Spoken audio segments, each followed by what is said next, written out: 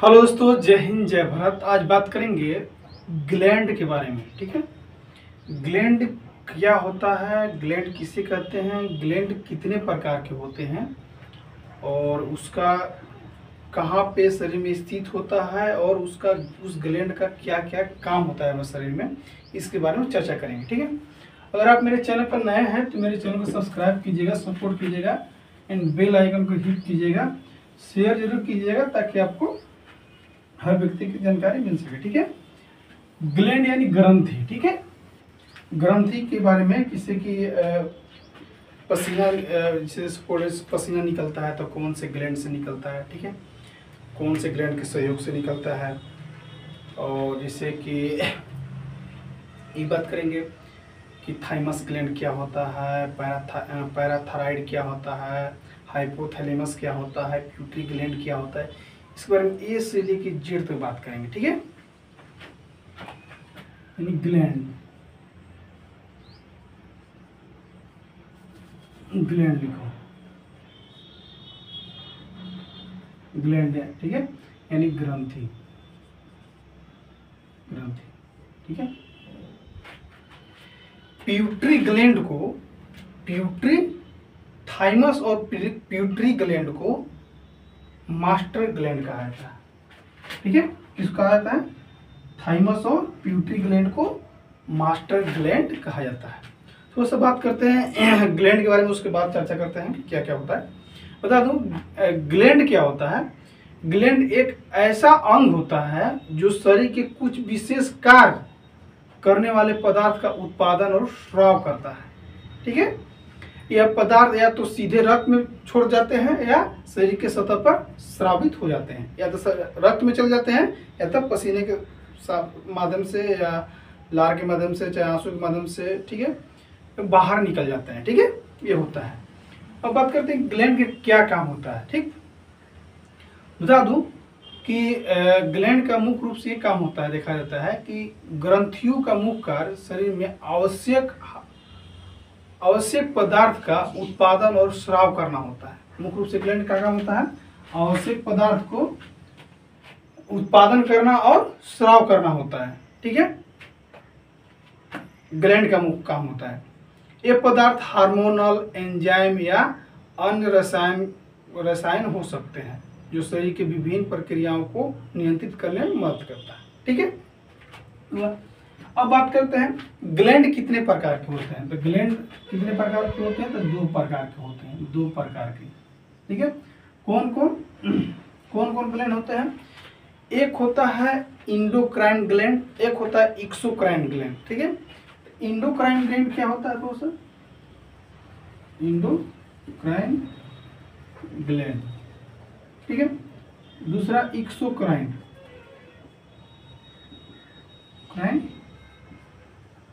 Gland. ठीक, इसको हिंदी में मुख्य रूप से बोलेंगे इंडोक्राइन। ठीक है, यानी अंतस्रावी ग्रंथियां, क्या बोलेंगे इसको, अंतस्रावी ग्रंथियां इसको बोलेंगे। ठीक है, इसको ब्राह स्रावित बोलेंगे, ब्राह मतलब बाहरी, ब्राह स्रावी ग्रंथियां। ठीक है, ठीक, इंडोक्राइन यानी अंतस्रावी ग्रंथियां और एक्सोक्राइन ब्रास्रावी ग्रंथियां। थोड़ा सा इसके बारे में थोड़ा सा चर्चा कर लेते हैं कि अंतस्रावी ग्रंथियां यानी इंडोक्राइन ग्लैंड क्या होता है। ठीक है, फिर इसके बाद कर देंगे एक्सोक्राइन ग्लैंड क्या होता है। पहले चर्चा करते हैं अंतस्रावी ग्रंथियां यानी इंडोक्राइन ग्लैंड। इंडोक्राइन ग्लैंड उसे कहा जाता है मुख्य रूप से, एक ग्रंथियां हार्मोन का उत्पादन करती है और उन्हें सीधे रक्त में स्रावित करती है।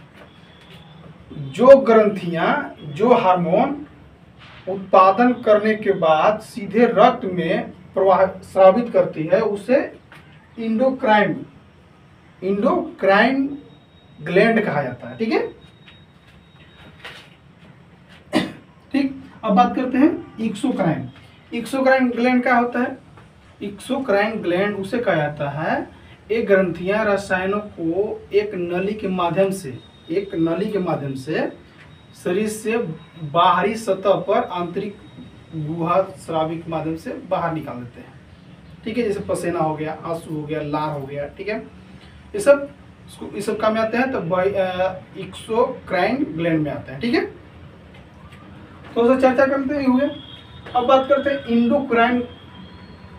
इंडोक्राइन ग्लैंड में कौन कौन सी ग्रंथियां होता है। ठीक है, तब उसके बाद इसके बारे में चर्चा करेंगे।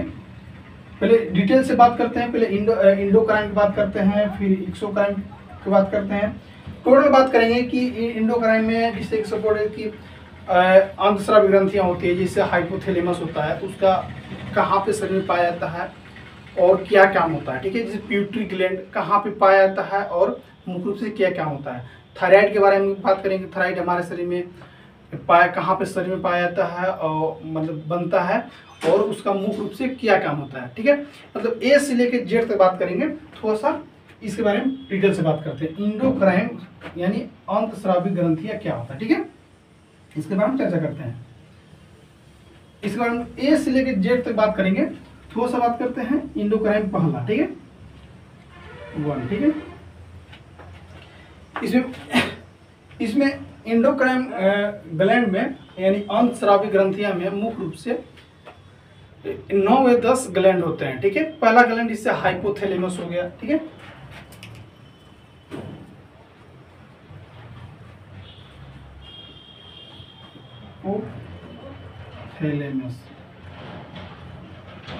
हाइपोथैलेमस। दूसरा हाइपोथैलेमस के साथ पिट्यूटरी ग्लैंड,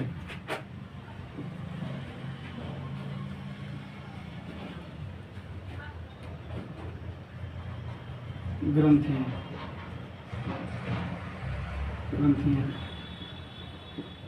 तीसरा होगा तीसरा उसको बोलेंगे थायराइड।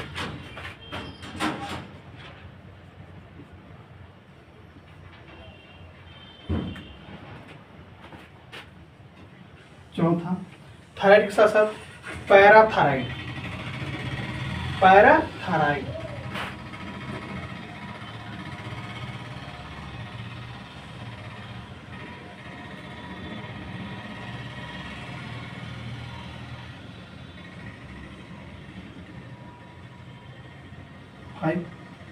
पैराथायराइड के साथ पैराथायराइड अग्नाशय।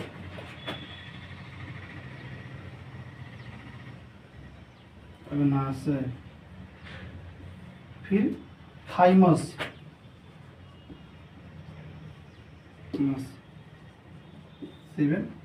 थाइमस के साथ साथ होता है अधिवृक्क ग्रंथि। यहाँ पे लिखिए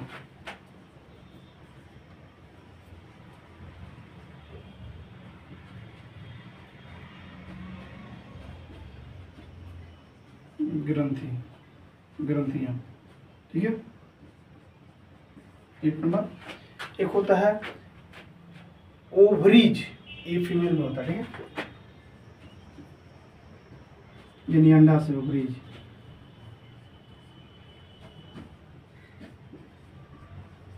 अंडा से महिला को। ठीक है, ये होता है टेस्टिन, या उसको ब्रीसक भी बोल सकते हैं। ठीक है, टेस्टिन इन मेल, फीमेल होता है वैसे मेल होता है। ठीक है, इसके बारे में ए से लेकर जेड की बात करते हैं। क्या बात करेंगे? हाइपोथैलेमस की बात करेंगे, पिट्यूटरी ग्लैंड की बात करेंगे, थायराइड की बात करेंगे, पैराथायराइड की बात करेंगे, अग्नाशय की बात करेंगे, थाइमस की बात करेंगे, अधिवृक्क ग्रंथिया की बात करेंगे, ओवरीज के बारे में बात करेंगे, अंडाशय के बारे में बात करेंगे, टेस्टिन यानी ब्रीसक जिसको बोलते हैं। ठीक है, ब्रीसक क्या बोलते हैं? ब्रीसक। ठीक है, के बारे में बात करेंगे। ठीक है, यानी अंडाशय के बारे में जो टेस्टोस्टेरोन बनता है उसके बारे में चर्चा करेंगे। ठीक है, यानी अंडाशय के बारे में चर्चा करेंगे।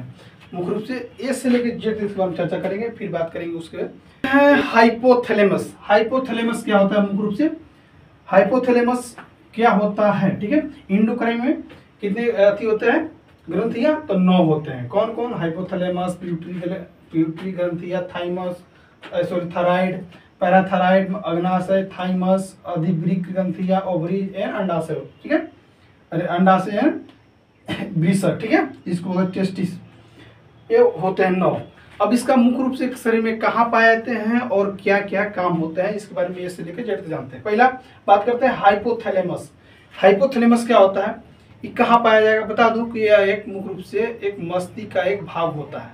क्या होता है? एक मस्तिष्क का भाग होता है। अब इसका काम बताना क्या होता है। ठीक है, जो पिट्यूटरी ग्रंथि को नियंत्रित किसको करता है? पिट्यूटरी ग्रंथि को।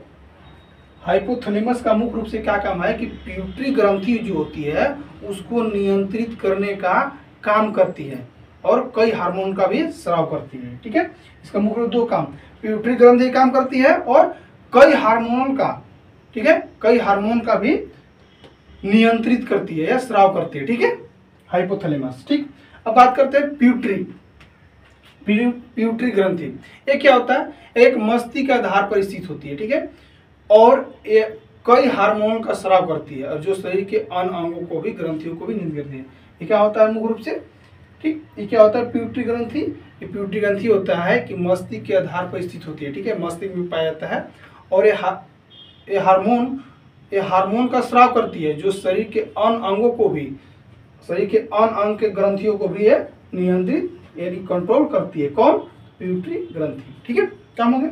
अब बात करें थायराइड। ठीक है, थायराइड ग्रंथि, इसका क्या काम होता है? थायराइड इसका पहले कहाँ पाया जाएगा? ठीक है, थायराइड बता दूं कि ये गर्दन में स्थित होती है। कहाँ? गर्दन में स्थित होती है और थायराइड हार्मोन का स्राव करती है। किसका करती है? ये थायराइड गर्दन में होती है और थायराइड हार्मोन का स्राव करती है जो मुख्य रूप से रक्त में कैल्शियम, सॉरी क्या बोल रहे हैं, इसका शरीर का चयापचय को नियंत्रित करती है। ठीक है, इसका क्या काम होता है? ये कहाँ पाएगा? मुख्य रूप से बता दूं कि यह गर्दन में स्थित होती है और थायराइड हार्मोन के स्राव करती है। साथ साथ में क्या होता है कि चयापचय दर को नियंत्रित करती है थायराइड। ठीक है, हो गया। अब बात करते हैं पैराथायराइड। इसका क्या काम होता है? पैराथायराइड बता दूं मुख्य रूप से क्या होता है इसका, ये कहाँ पाया जाएगा? पैराथायराइड ये थायराइड ग्रंथि के पीछे स्थित होती है। थायराइड ग्रंथि के पीछे स्थित होती है और पैराथायराइड हार्मोन का स्राव करती है। क्या करती है? पैराथायराइड हार्मोन का स्राव करती है जो रक्त में कैल्शियम के स्तर को नियंत्रित करती है। ये क्या करती है? रक्त में जो कैल्शियम जाती है उसको कंट्रोल करती है। ठीक है, एकत्रित करती है, नियंत्रित करती है, उसको देख रेख करती है। कौन? पैराथायराइड।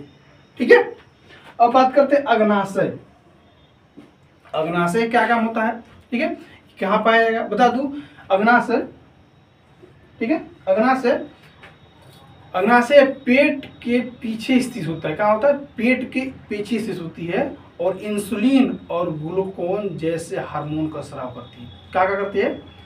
अग्नाशय इंसुलिन और ग्लूकोज जैसे हार्मोन का स्राव करती है जो रक्त में शर्करा को नियंत्रित करती है। किस करती है? रक्त में शर्करा का नियंत्रित। से क्या काम है? रक्त में शर्करा जो होते हैं उसको नियंत्रित करने, कंट्रोल करने का काम करती है। मुख्य रूप से ये क्या होता है?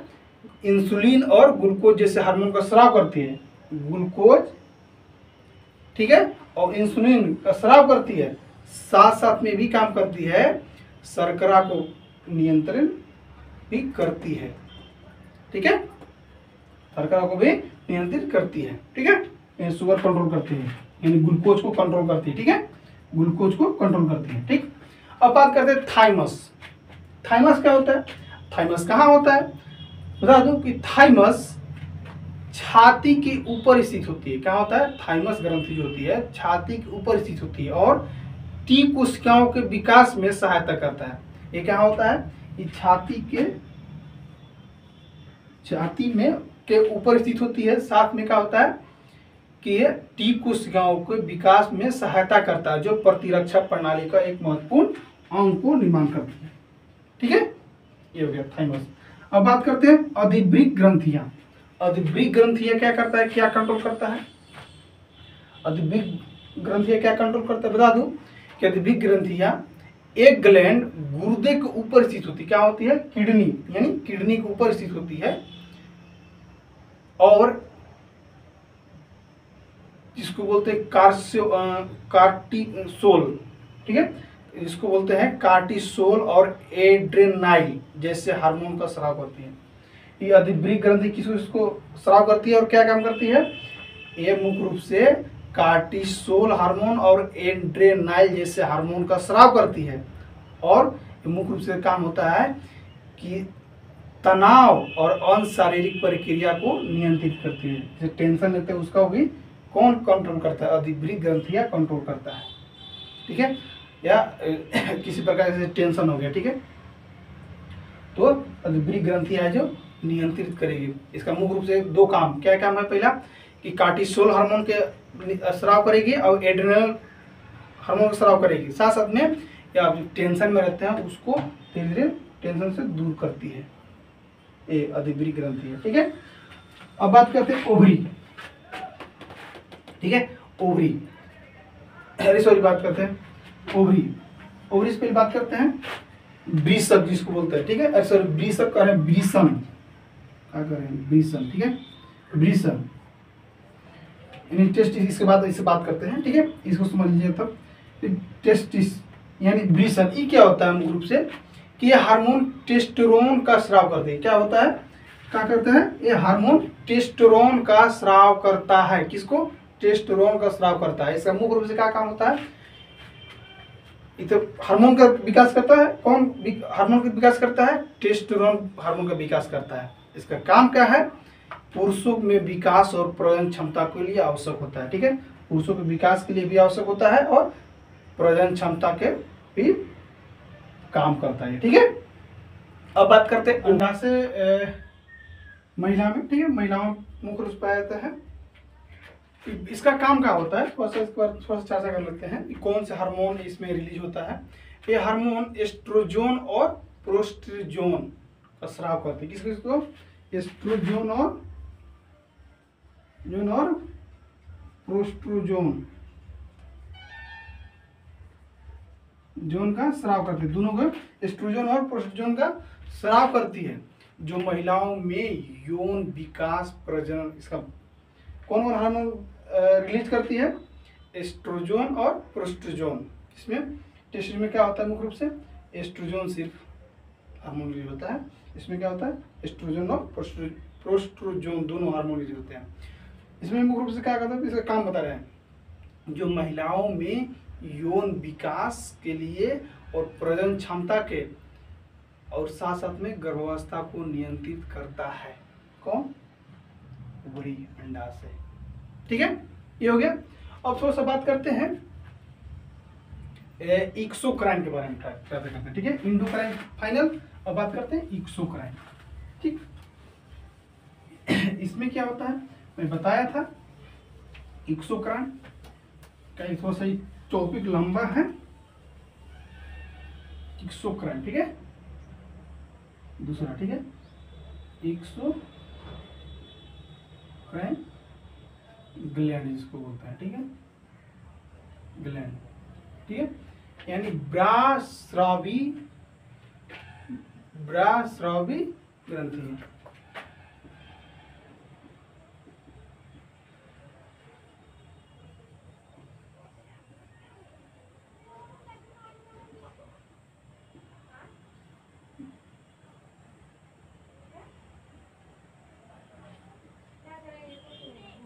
ब्रास्रावी ग्रंथि ये क्या होता है, थोड़ा सा इसके बारे में थोड़ा चर्चा कर लेते हैं, क्या होता है ब्रास्रावी में बताया था, फिर मैं रिपीट कर दे रहा हूँ आपको, ठीक है, मैं पिछले भी बताया था, फिर भी एक बार रिपीट कर देता हूँ, आपका कंटिन्यू हो जाए। ये ग्रंथियां जो पदार्थों को नलिकाओं के माध्यम से शरीर की सतह पर या शरीर के खोखले अंगों में स्रावित करती है, जैसे पसीना हो गया, पसीना ग्रंथियां, लार ग्रंथियां, आंसू ग्रंथियां और स्तन ग्रंथियां, यकृत और अग्नाशय, ठीक है। अब मुख्य रूप से बात करते हैं कि पसीना ग्रंथि क्या होता है, पसीना ग्रंथियां ये तो बहुत डिटेल बता रहा हूँ आपको, ठीक है।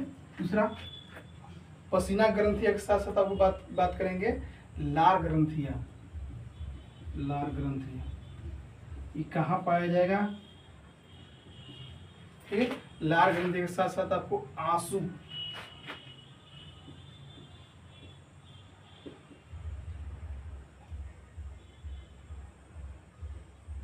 आंसू ग्रंथि, ठीक है। आंसू ग्रंथियां के साथ साथ अस्तन ग्रंथियां एकत्रित ग्रंथियां, अस्तन ग्रंथियां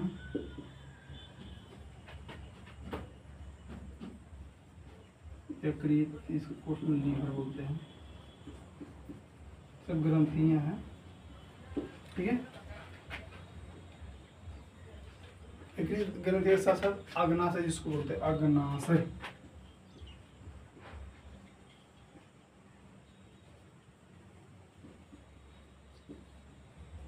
ठीक है। थोड़ा सा इसमें डिटेल जाएंगे। इसको बताया था कि एक्सोक्राइन ग्लैंड यानी ब्रास्रावी ग्रंथि क्या होता है।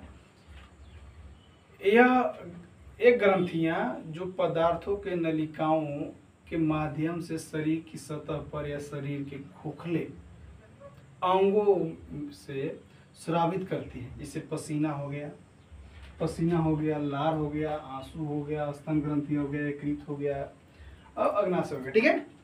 थोड़ा सा बात करते हैं पसीना के बारे में, ठीक है। पसीना में क्यों लिखा, पसीना ग्रंथि क्या होता है।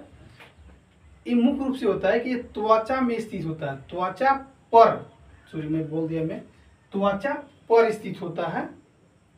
ये पसीना ग्रंथियां त्वचा पर स्थित होती है और पसीने का स्राव करती है, ठीक है। त्वचा ग्रंथियां का काम था, ठीक है। ये कहाँ स्थित होती है, इसका काम, ये त्वचा पर स्थित होती है और पसीना को स्राव करती है, ठीक, इसका काम हो गया।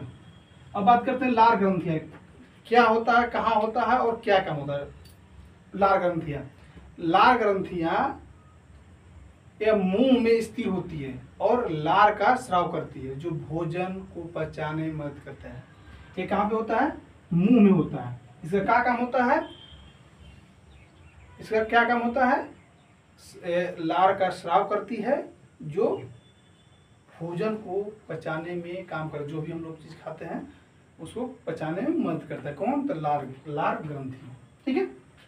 अब बात करते हैं आंसू ग्रंथि क्या होता है। आंसू ग्रंथियां ये आंखों के पास स्थिर होती है, क्या होती है, आंखों के पास स्थिर होती है और ये आंसू को स्राव करती है। आंखों के पास होती है और ये आंखों को स्राव करती है, ठीक है। जो देख रेख आंख को मुख्य रूप से यही करती है, ठीक है। अब बात करते हैं अस्तन ग्रंथियां। अस्तन ग्रंथि क्या होता है, ये मुख्य रूप से स्तन में, ये ग्रंथियां स्तन ग्रंथियां ये स्तन में स्थित होती है और दूध का स्राव करती है। ये कहाँ होती है, ये स्तन में स्थित होती है और दूध का स्राव करती है, ठीक है। अब बात करते हैं यकृत ग्रंथियां। यकृत ग्रंथियां क्या काम होता है, क्या होता है, यकृत पाचन तंत्र के में पीत का स्राव करता है। कहाँ करता है, यकृत ग्रंथियां पाचन तंत्र में पीत का स्राव करता है, जो वासा को पहुंचाने में, वासा को पचाने में मदद करता है। ये क्या करता है, यकृत पाचन तंत्र में पीत का स्राव करता है, जो वासा को पचाने में मदद करता है, ठीक है। ये हो गया। अब बात करते हैं अग्नाशय ग्रंथि। अग्नाशय ग्रंथि क्या होता है, अग्नाशय ग्रंथियां मुख्य रूप से बता दो आपको कि अग्नाशय पाचन तंत्र में अग्नाशय रस का स्राव करता है। पाचन तंत्र में अग्नाशय रस का स्राव करता है, जिसमें एंजाइम होते हैं जो प्रोटीन, वसा और कार्बोहाइड्रेट को पचाने में मदद करता है। कौन, तो अग्नाशय ग्रंथि, ठीक है, कंप्लीट। ठीक है दोस्तों, अगर किसी प्रकार का डाउट हो तो एक बार कमेंट करके जरूर बताइएगा, उस डाउट को मैं पूरा करने की कोशिश करूंगा, ठीक है। थैंक यू, बाय, जय हिंद, जय भारत।